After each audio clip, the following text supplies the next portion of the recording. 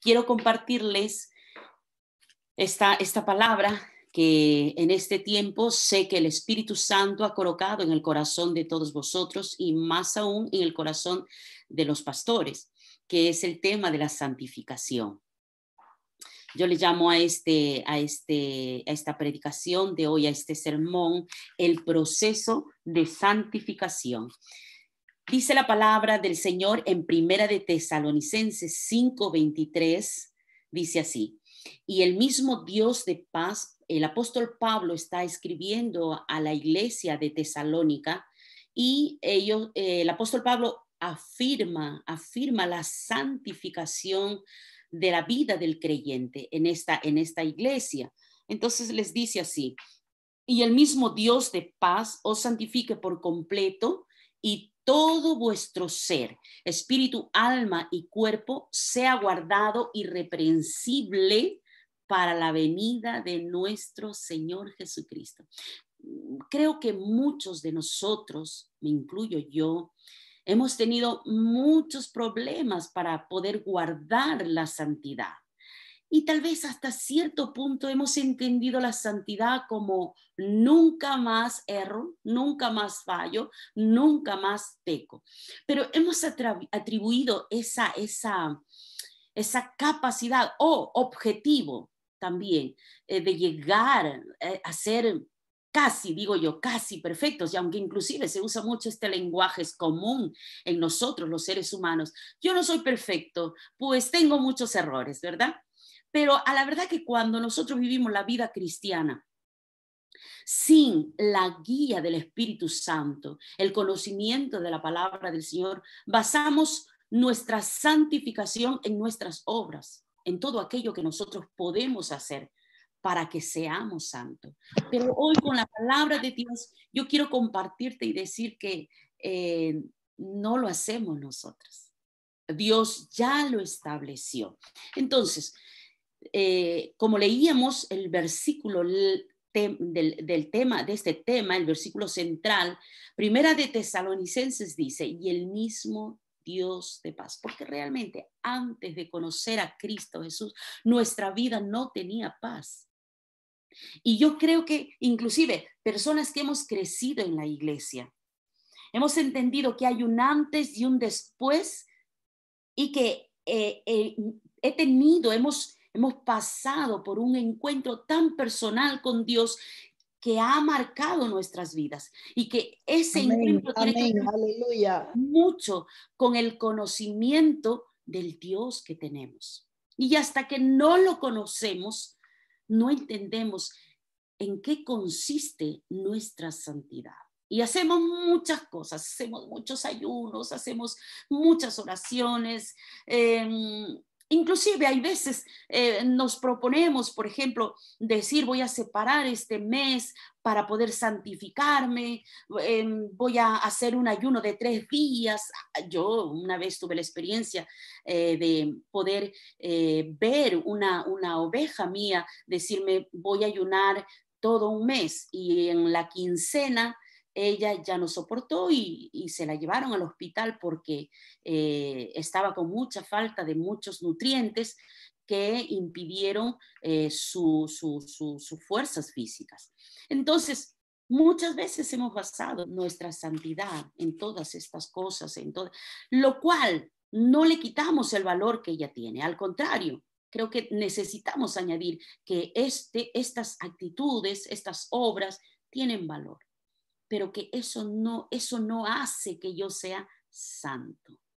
Entonces, yo quiero que me acompañes en este estudio acerca del proceso de la santificación. Y yo siempre digo que todos los cristianos, cuando iniciamos nuestra vida como creyente, iniciamos un proceso de santificación.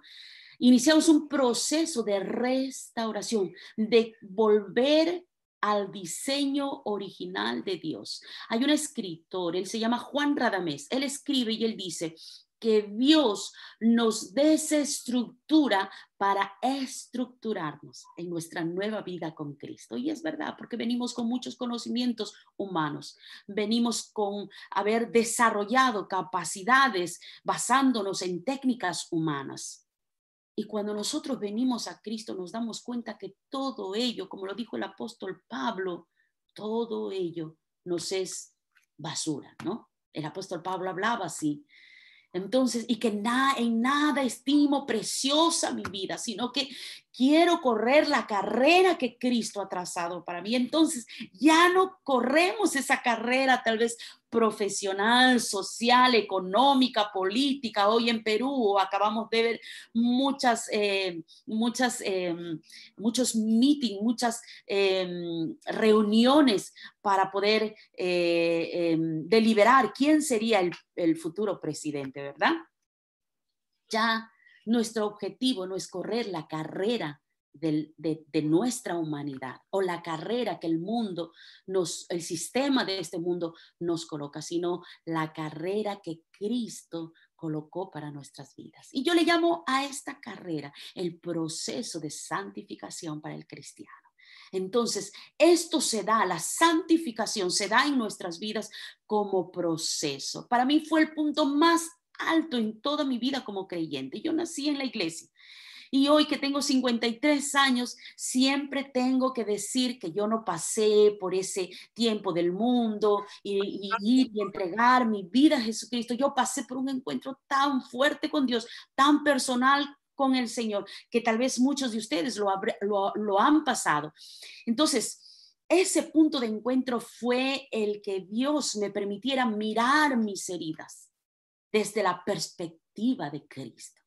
Y cuando yo miré mis heridas, yo vi mi alma completamente enferma. Y allí es donde hice mi decisión de fe. Ya tenía 2 hijos, ya estaba casada, ya estaba nuevamente en la iglesia. Había pasado nada más que solamente 3 años de haberme reconciliado con el Señor. Y mira, yo te hablo desde una persona que no conoció el pecado del robo, de matar a alguien, de ir a la discoteca, nada de eso. Por eso sentía que yo era santa y que estaba pasando todo lo que pasaba porque no lo merecía pasar y culpaba a Dios por todo eso. Pero cuando yo entendí que mis heridas me alejaron de mi Creador, me alejaron del amor de Dios y por ende del amor de las personas que me amaban, de mi entorno familiar, inclusive de mi propia patria. Imagínate tú hasta dónde llegaban mis heridas. Entonces, cuando entendí esto, entendí que yo comenzaba mi carrera en Cristo, que yo estaba iniciando mi proceso de desestructuración para que Cristo traiga su estructura, para que Cristo traiga el diseño que Él había establecido desde antes de la fundación del mundo, cuando Él pensó en crearme a mí, colocarme en este mundo y darme los padres que me dio y darme la familia que me dio y darme la nación donde nací y darme la nación donde me nacionalicé y darme la nación donde más adelante Él me iría a llevar. Cuando yo entendí esto, encontré la verdad más grande de toda mi vida. Y realmente vosotros no saben, pero mi tema favorito es el proceso de la santificación, el proceso de la restauración. Ese es mi fuerte realmente, porque lo viví, porque lo estudié y en eso yo hoy en día baso mi encuentro con Dios. Entonces dice la palabra del Señor y el mismo Dios de paz, porque Dios es paz. Yo no sé si ustedes han escuchado en Israel, cuando ellos saludan, ellos no dicen buenos días, buenas tardes, good morning, good afternoon, ellos no dicen buen día, buena tarde, ellos no usan esta palabra, ellos usan shalom. ¿Y sabes por qué? Porque el Dios de Israel es paz. Él no solo tiene paz. Jesús vino a declarar más una vez lo que Dios es en Cristo y lo que Cristo es en Dios. Jesús dijo, mi paz os doy, mi paz os dejo, no como el mundo la da, yo la doy. Porque nosotros en nuestras desesperaciones, en nuestras aflicciones, en las adversidades, nosotros corremos a buscar la tranquilidad, la paz. Si me falta dinero, tengo que tener dinero para tener paz. Si me falta alegría, pues me voy a una fiesta para yo alegrarme un poco. No lo sé, si me falta movimiento, pues de repente me voy a un gimnasio. Si me falta algo, pues hoy en día, en este sistema del mundo, hay muchas soluciones, pero nadie ofrece la paz que Dios nos da.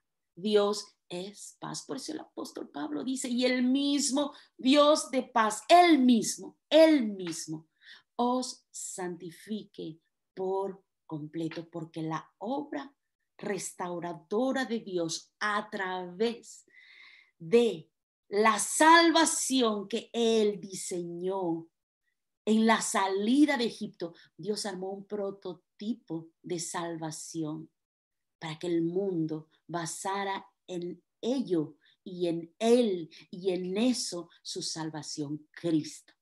Cristo, nuestra esperanza de gloria. Cristo, el pan de vida. Cristo es la luz del mundo. Cristo, la sal de la tierra. Y nada nos puede faltar. Entonces, dice el apóstol Pablo, el mismo Dios de paz os santifique por completo. Y dice así, y todo vuestro ser. Mira, yo sufrí de depresión durante 7 años de mi vida. Y como no podía controlar esta situación por diferentes heridas que tuve desde la infancia, entonces yo tenía que recurrir al médico. Y el médico recurrió a las pastillas. Esto me tuvo tranquila. Pero yo sabía que yo no tenía alegría.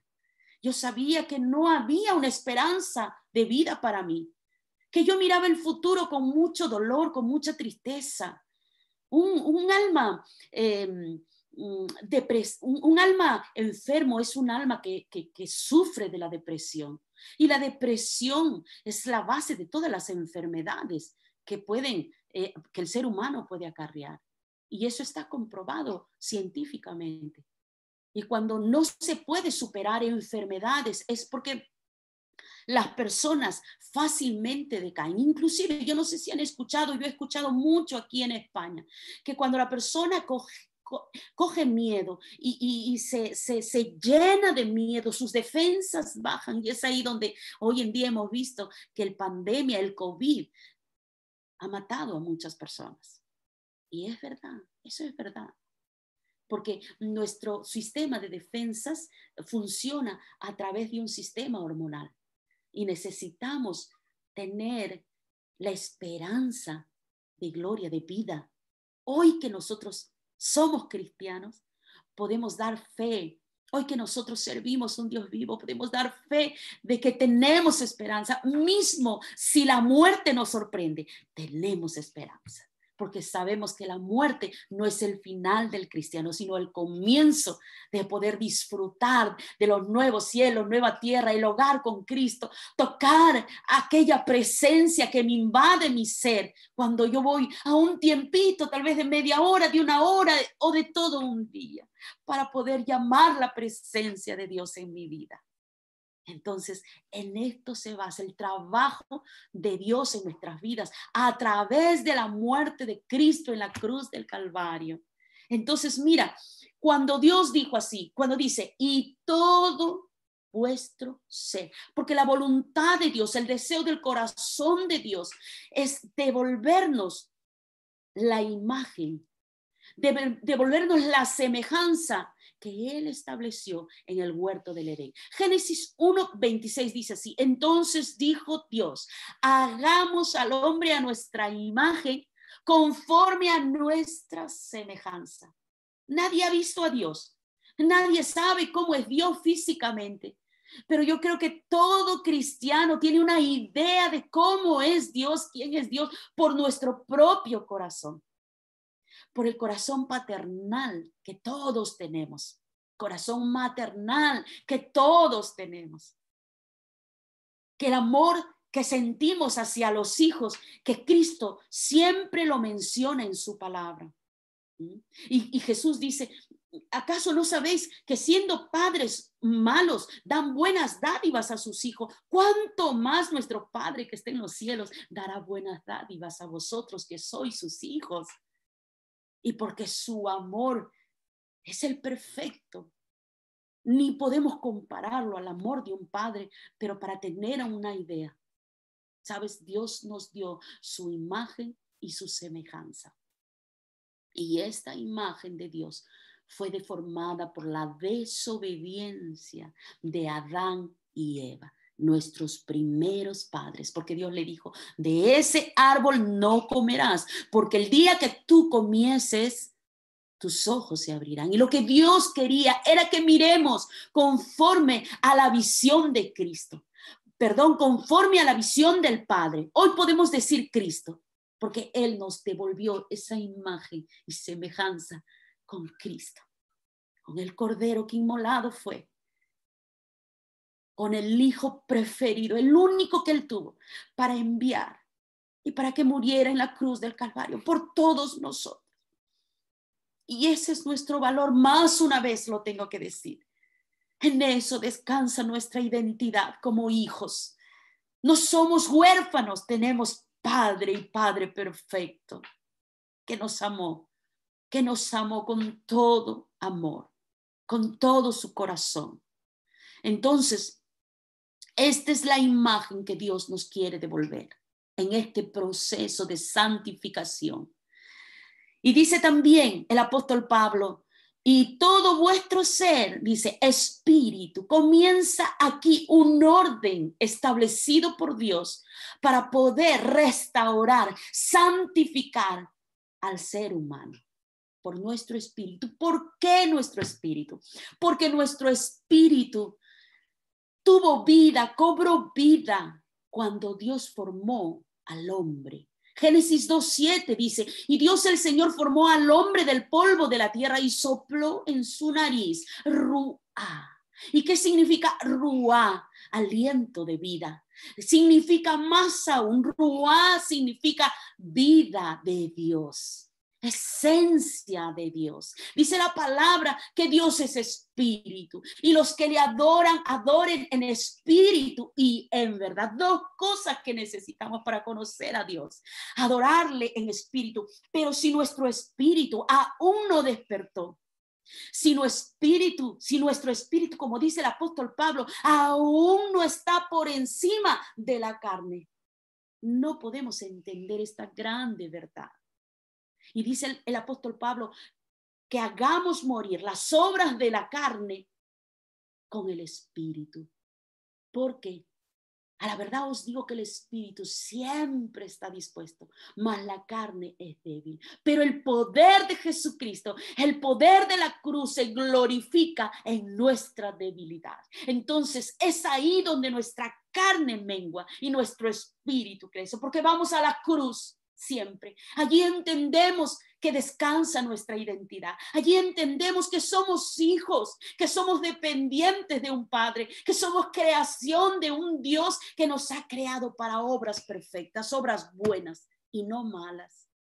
Entonces, como nuestro espíritu murió, se apagó en el huerto del Edén por la desobediencia del hombre, entonces nuestra vida, nuestra carne, nuestra alma cobró fuerza, creció mucho más que el espíritu. Entonces allí es donde nuestra carne, nuestra alma, nuestro viejo hombre, nuestro viejo odre, es donde comienza a dominar. Y no podemos entender las cosas espirituales. Y dice la palabra que en ese momento, dice el versículo 25 del capítulo 2, dice, en ese tiempo el hombre y la mujer estaban desnudos, pero no sentían vergüenza. Y eso es porque solo su espíritu vivía. Estamos entendiendo. Ahora mira, el apóstol Pablo sigue diciendo, tu espíritu, porque el espíritu resucita cuando nosotros aceptamos al Señor Jesús como nuestro único y suficiente Salvador, cuando hacemos decisión de fe y el Espíritu Santo viene a morar en nosotros, en nuestro espíritu, entonces a través de ese espíritu, por la palabra de Dios, nuestra alma comienza a menguar. Y el apóstol Pablo dice, y también vuestra alma, Génesis 2:25 dice, en ese tiempo el hombre y la mujer estaban desnudos, pero ninguno de los dos sentía vergüenza. Entonces, cuando ellos fallaron, pecaron, desobedecieron a Dios, sus ojos fueron abiertos de ambos y conocieron que estaban desnudos. Los ojos físicos se abrieron. Los ojos físicos, los sentidos físicos cobraron fuerza. Así que ellos no miraban con los ojos de Dios. Ellos no escuchaban con los oídos de Dios. Ellos no entendían con la mente de Dios. Ellos comenzaron a entender con su propia mente. Entonces, dice la palabra, cosieron hojas de higuera para esconderse en ellas.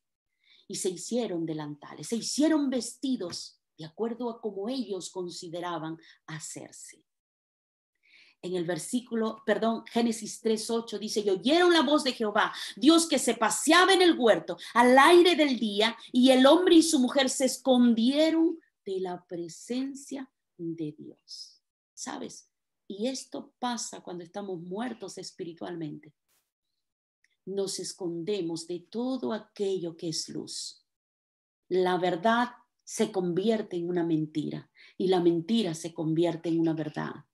Dice la palabra, el versículo 9 dice, mas Dios llamó al hombre y le dijo, ¿dónde estás, Adán? Muchas veces Dios nos llama, pero no para que Él sepa dónde estamos, sino para que nosotros sepamos dónde estamos, hasta dónde hemos caído. Y Adán respondió, dice, oí tu voz y tuve miedo. El miedo se apoderó de Adán porque estaba desnudo. La vergüenza se apoderó de Adán y me escondí. Siempre tenemos la tendencia de esconder todo error y todo pecado. Y Dios le dijo, ¿quién te enseñó que estabas desnudo? Eso quiere decir que me has desobedecido. Has comido del árbol que yo te mandé que no comieses. ¡Wow! Grande verdad que hasta los días de hoy acontece. Y este es el problema que el ser humano acarrea, que nuestra humanidad siempre va a tener que tirar de ella, arrastrarlo. Y a partir de ahí, todos hemos sido destituidos de la gloria de Dios. Más Dios creó un plan de salvación. Y dice el apóstol Pablo allí en ese versículo, tu cuerpo sea guardado irreprensible para la venida. En griego, venida significa parousia, que significa también venida, pero también significa presencia. Ahora mira, el final de este versículo dice, sea guardado irreprensible para la venida. Nosotros pensamos para cuando Cristo venga por segunda vez. Y yo te quiero decir que cuando nosotros entendemos esta grande verdad de que estamos en un proceso de santificación y la forma como nosotros nos vamos a santificar es cuando nosotros podemos entrar a la presencia de Dios y podemos conocerlo. Podemos, tal vez no vamos a mirar físicamente, pero el sentir su presencia nos puede dar una figura de quién es Dios. Y Jeremías dijo, si de algo tenemos que enorgullecernos, que sea del Dios que tenemos. No de quién soy, no de lo bueno que yo puedo ser, no de la profesión del título, de la graduación que puedo obtener, de las cuantas iglesias que pueda abrir, de la mega iglesia que puedo tener o pequeña en nuestro ámbito cristiano, evangélico, no del nombre que yo tenga afuera, sino del Dios que yo tengo. Del Dios que yo tengo. Entonces, este proceso me beneficia para poder encontrarme siempre aquí en la tierra y en los cielos con mi Señor, con mi Señor. Amén. Entonces, sabes, la carta a los Hebreos 10, yo quiero leerte, ya que te he explicado esta parte. Hay una grande verdad.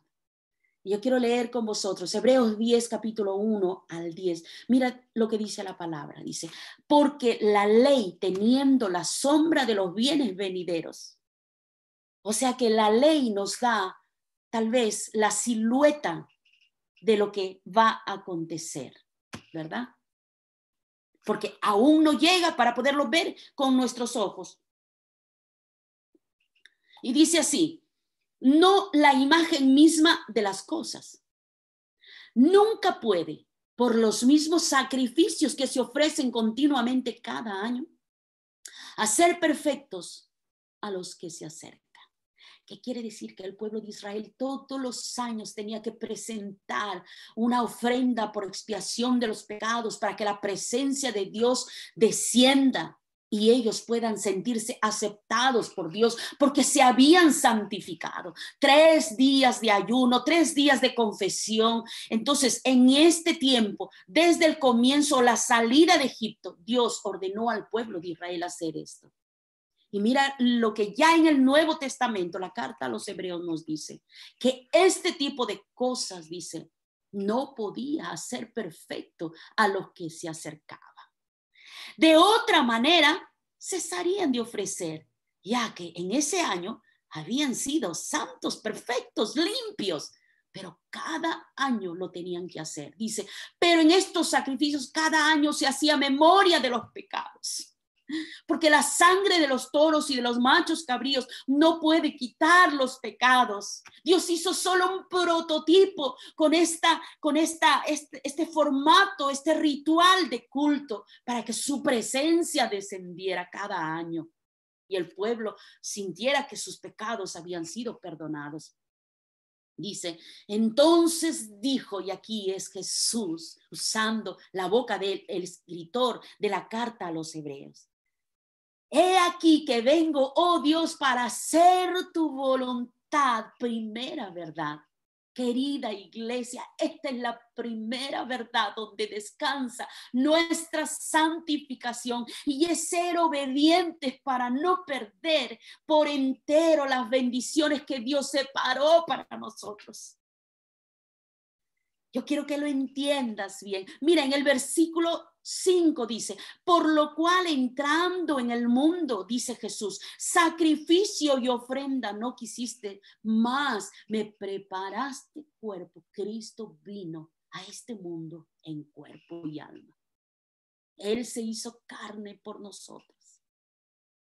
Y luego sigue diciendo, holocaustos y expiaciones por el pecado no te agradaron. Entonces dije, Jesús está hablando aquí. He aquí que vengo, Dios, para hacer tu voluntad, como en el rollo del libro, como en la palabra está escrito de mí diciendo así, sacrificio y ofrenda y holocaustos y expiaciones por el pecado no quisiste ni te agradaron, las cuales cosas se ofrecen según la ley. Y diciendo luego, he aquí que vengo, oh Dios, para hacer tu voluntad. Escucha bien, iglesia, esta es la grande verdad donde nuestra santificación siempre va a descansar y siempre va a ir de gloria en gloria, el hacer la voluntad del Padre. No nos olvidemos que Jesús dijo que Él no había venido para desechar la ley, sino para cumplirla, para hacer la voluntad del Padre,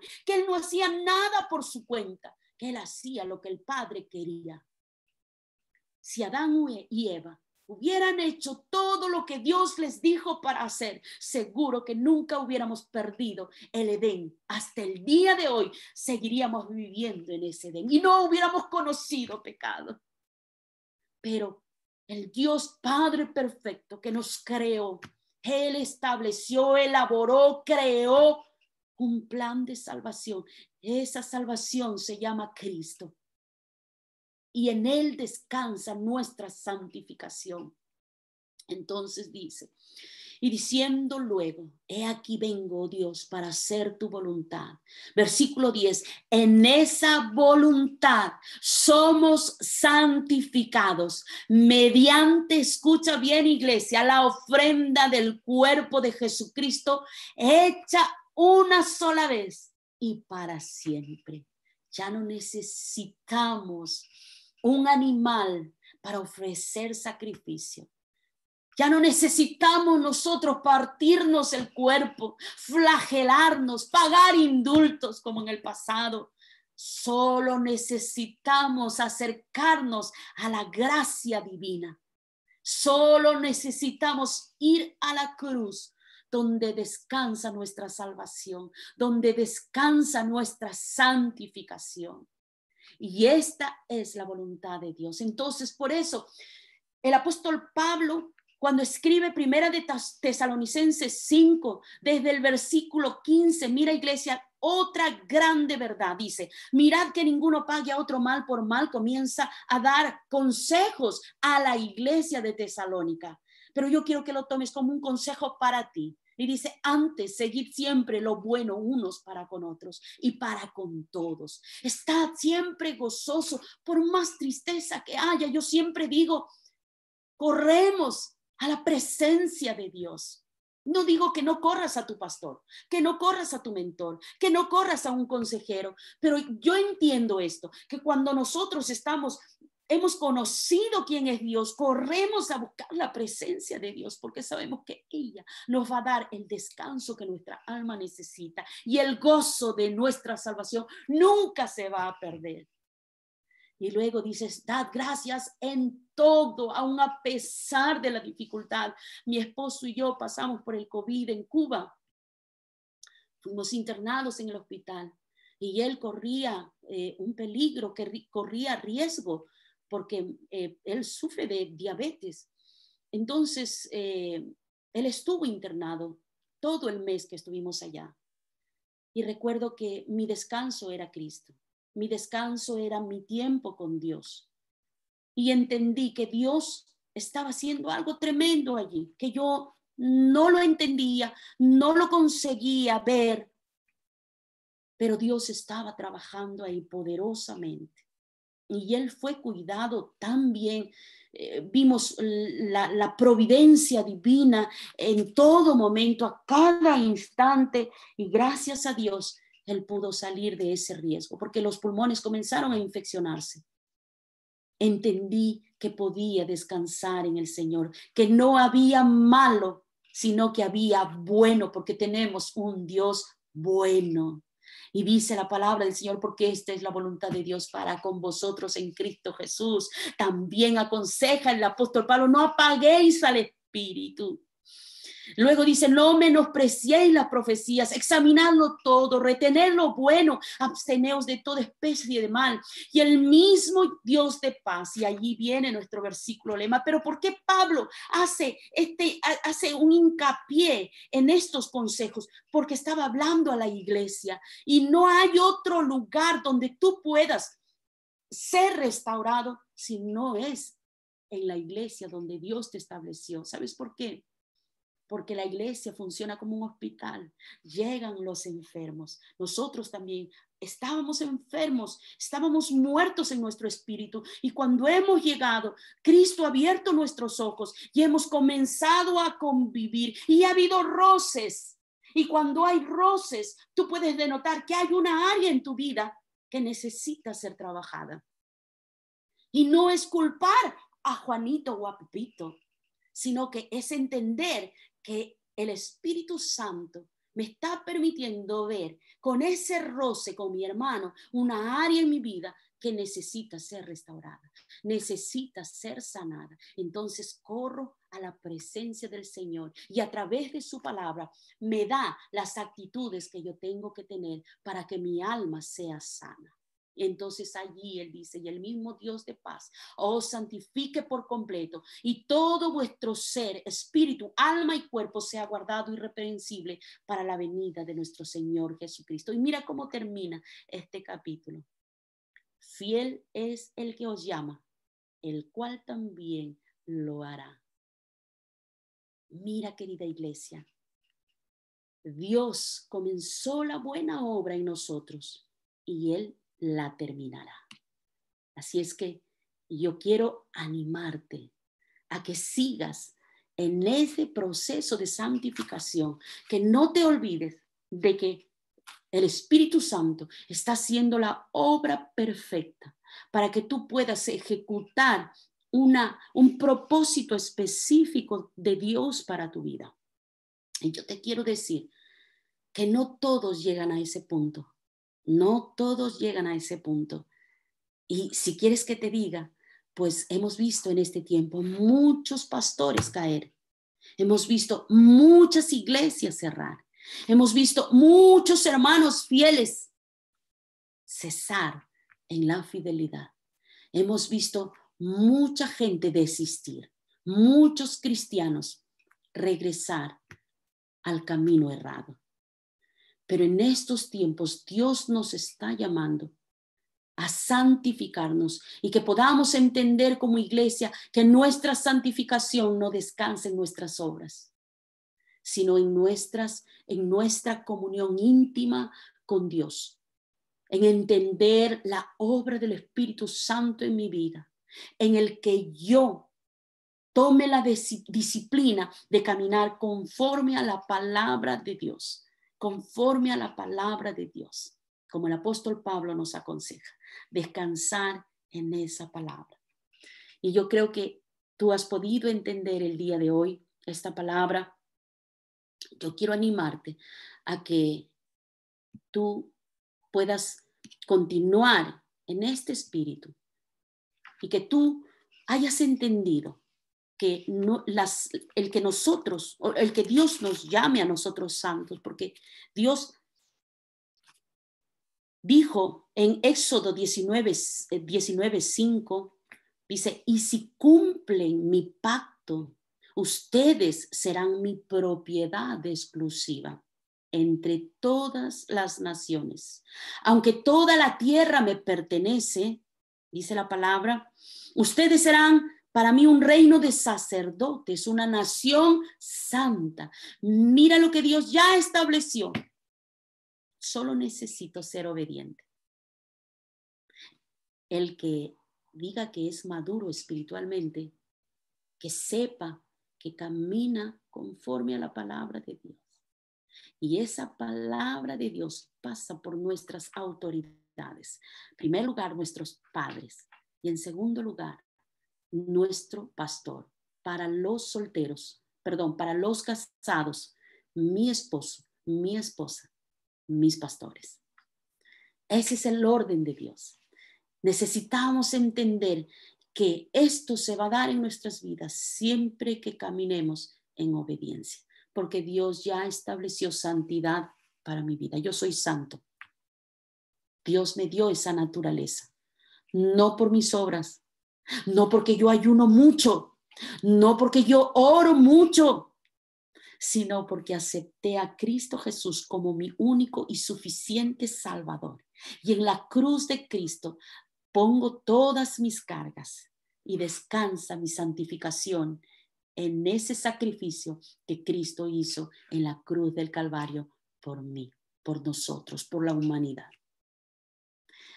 Quiero invitarte, por favor, si puedes abrir vuestras cámaras y así poder orar y entregar lo que Dios puede colocar en mi corazón para vosotros. Amén. Vamos a orar. Vamos a orar. Gracias, Dios, por tu fidelidad. Gracias, Señor, por tu amor.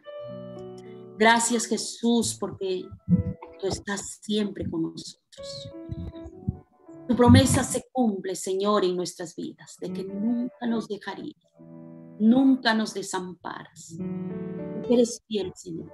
Y tu palabra lo dice, que fiel eres tú el que nos llama.